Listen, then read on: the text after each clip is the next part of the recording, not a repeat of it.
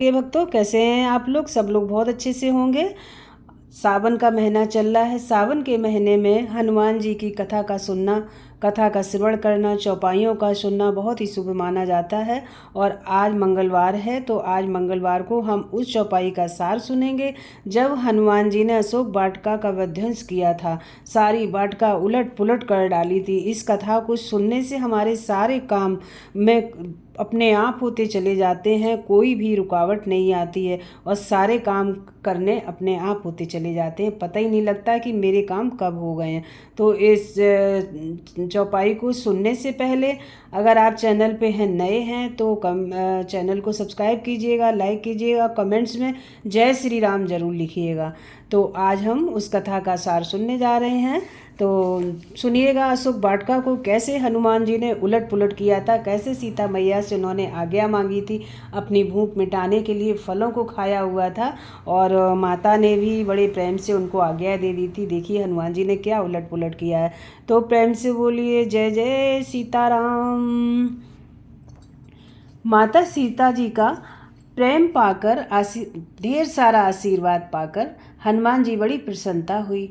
उनसे बातचीत करते हुए उनकी दृष्टि अशोक वाटिका में लगे हुए उन तमाम सुंदर फलों पर, वृक्षों पर पड़ी। उन फलों को देखते ही हनुमान जी की भूख जाग पड़ी। उन्होंने सोचा अब तो मुझे यही फल खाने हैं और उन फलों द्वारा ही मुझे अपनी भूख मिटानी चाहिए। ये सोचकर उन्होंने माता सीता जी से उन फलों को खाकर अपनी भूख मिटाने के लिए आज्ञा मांगी। सीता जी ने उनकी बात सुनकर कहा, तात हनुमान जी, इस वाटिका की रक्षा में बड़े बड़े बलवान राक्षस लगे हुए हैं। फल खाने के प्रयत्न में उनके द्वारा तुम्हें हानि हो सकती है। हनुमान जी ने कहा, माता मुझे उसका कोई भय नहीं है, आप मुझे बस आज्ञा दीजिए। सीता जी ने उनकी बात सुनकर कहा, ठीक है, तुम भगवान श्री रामचंद्र जी का स्मरण करके इन मीठे फलों को खाओ। और हनुमान जी बड़े प्रसन्न हुए। सीता मैया की आज्ञा पाकर महावीर हनुमान जी निर्भय होकर अशोक वाटिका में पहुँचे और खूब जी भर के फल खाया।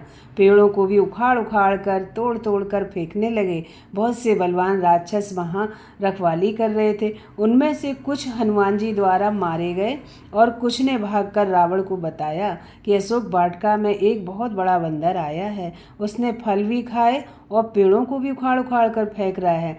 ऐसा सुनते ही रावण वहाँ बड़े बड़े बलवान योद्धाओं को भेज दिया, लेकिन हनुमान जी ने खेल ही खेल में उन्हें भी थप्पड़ों घूंसों से मार गिराया। कुछ को जीवित बचे थे, उन्होंने फिर जाकर दरबार में गुहार लगाई।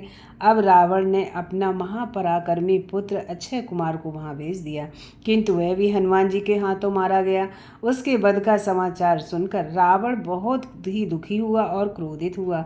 अब उसने देवराज इंद्र को भी युद्ध में जीत लेने वाले अपने सबसे बड़े पुत्र मेघनाद को वहाँ भेजा। रावण ने उनसे कहा, बेटे उस बंदर को जान से मत मारना, बांध कर ले आना। मैं भी उसे देखना चाहता हूँ कि वह अद्भुत बलशाली बंदर कौन है और कहाँ से आया है। अब मेघनाद बहुत से बलवान योद्धाओं के साथ अशोक वाटिका की ओर चल पड़ा। हनुमान जी ने देखा कि अत्यंत भयानक और विकराल योद्धा सामने आ रहा है। बस पहले तो उन्होंने मेघनाद के साथ आने वाले योद्धाओं को अपने शरीर से रगड़ रगड़ कर मार डाला। फिर एक पेड़ उखाड़ कर उनके द्वारा उनके रथ को घोड़ों सहित चकनाचूर कर दिया।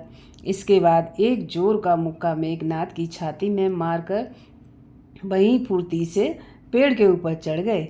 मेघनाद थोड़ी देर के लिए मूर्छित हुए और पृथ्वी पर गिर पड़ा। मूर्छा बेहोशी दूर होने पर उन्होंने बहुत ही माया रची, लेकिन उनका हनुमान जी पर कोई प्रभाव नहीं पड़ा।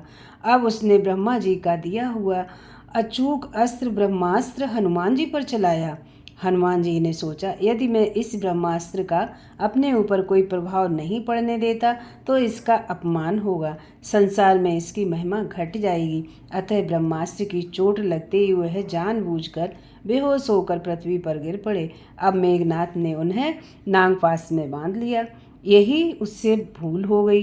ब्रह्मास्त्र एक ऐसा अस्त्र है कि यदि उसके ऊपर किसी दूसरे अस्त्र शस्त्र का प्रयोग कर दिया जाए तो उसका प्रभाव अपने आप ही समाप्त हो जाता है।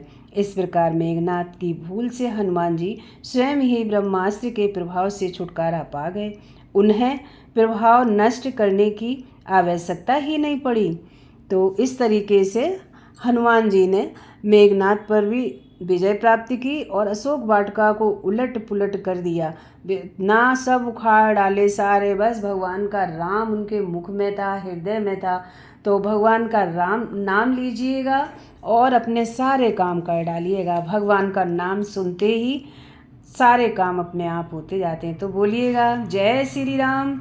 राम नाम की ऐसी चाबी हर ताले को खोल दे, काम बनेंगे बिगड़े सारे, जय श्री राम बोल दो, काम बनेंगे बिगड़े सारे, जय श्री राम बोल दो।